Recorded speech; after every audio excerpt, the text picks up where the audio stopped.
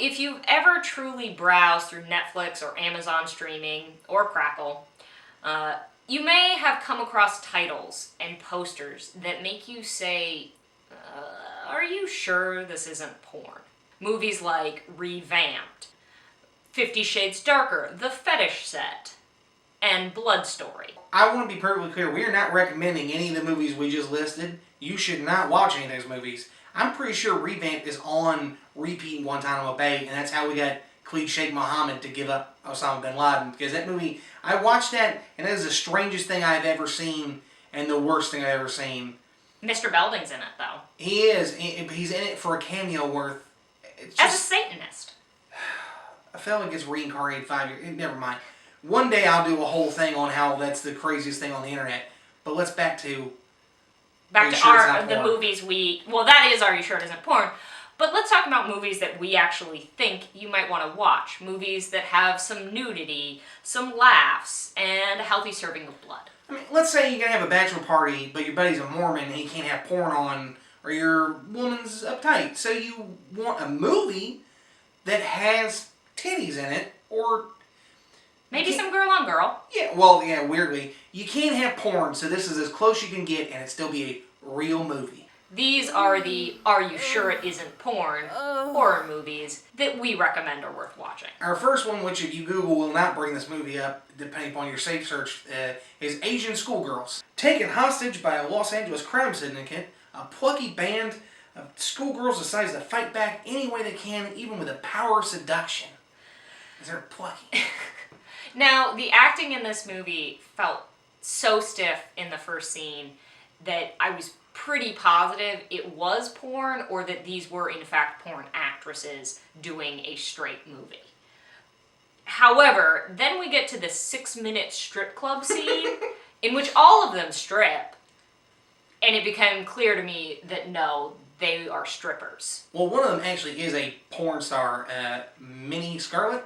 She's probably the best of the movie, which is saying something. I'm not saying they're bad, and they get better. They warm up throughout the movie. It feels like it was shot in order. Yeah, weren't you saying that you can tell they got better? Yeah, like each scene they're really starting to act now. The initial scene was just so forced. Yeah, it's like they just got their audition tape. Yeah. This movie, though, feels like what would happen if I won the Powerball and I was into Asian Schoolgirls. There's no reason for all the gratuitous nudity. And it's also the darkest movie on our list because it involves an elaborate spit-on-your-grave rape revenge where they wind up stripping to buy overpriced weapons from a Hispanic arms dealer. It's just bizarre, but fun. I mean, fun. This is true. In fact, a lot of the Are You Sure It Isn't Porn movies involve rape of some kind or rape revenge of some kind. It must be a market. The next movie on our list does not involve rape revenge. It is The Coed and the Zombie Stoner. A college is overrun by the undead when a sorority girl falls for a zombie. The unlikely pair soon find the solution lies in huge amounts of weed. Titties. All I can really say about this movie is titties. It opens with full frontal nudity. Every named female character in it shows her tits. If you've ever wanted to watch a movie and be confident you will see what the actress's nipples look like, this is the movie for you. And that makes it good enough to watch for Tim. It's a pretty ridiculous movie with some really silly plot points. Like the nerdy girl, who's our main character, is making jello shots for the party at the beginning, and she makes like 6 shots for a party of 100 sorority and frat guys. Well, she makes 7, but the evil professor guy, who's not evil, takes one. Weird. That's weird. And she uses liquid nitrogen to make them. And at another point, she rips off her zombie boyfriend's penis. Yeah, she winds up getting a zombie boyfriend because she needs a frat guy boyfriend, which is a ridiculous plot point. This movie was ridiculous. It was fun, though. I mean, I really enjoyed it. But they are flat-out murderers. You'll watch it and you'll see they are murderers. I'm not going to spoil it. But these people are fucking monsters, alright? The final movie on our list, and actually our favorite, Nurse. 2 bright and foxy new nurses have joined the medical workforce. Too bad one of them is utterly insane. This movie is not good or bad, really. It kind of exists in its own like realm of thing. It's like rubbernecking on the freeway. You don't want to do it, but you end up doing it even when you act like you're too good for it. None of us are too good for Nurse. It's kind of in the it's so bad it's good, but also not. Like it's not. It's really is a category unto itself. Paz de la Herta stars in it.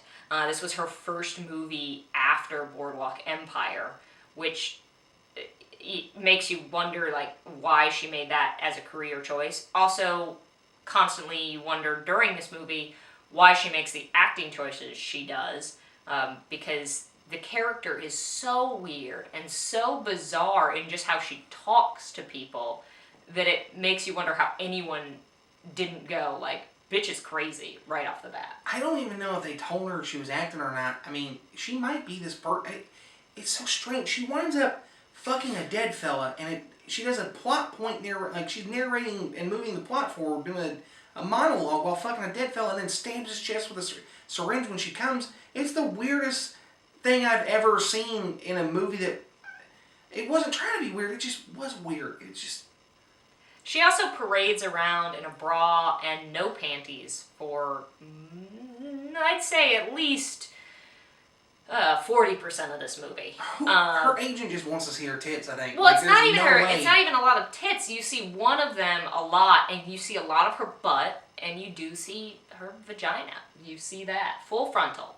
Well, actually, you don't see full frontal completely. You see full frontal bottom, which is weird. She also cuts off a man's arm while bottomless, and not naked, not completely naked, like, oh, I'm being clean, so I can just wash it off kind of thing. Just bottomless, which to me is just asking for an infection. She was wearing like a lacy top bra, too, right? Yeah, like, it's a nice bra. It's a really nice bra. It's like one of them $100 Victoria's Secret things. It's not like she was trying to not get stains on her or some shit.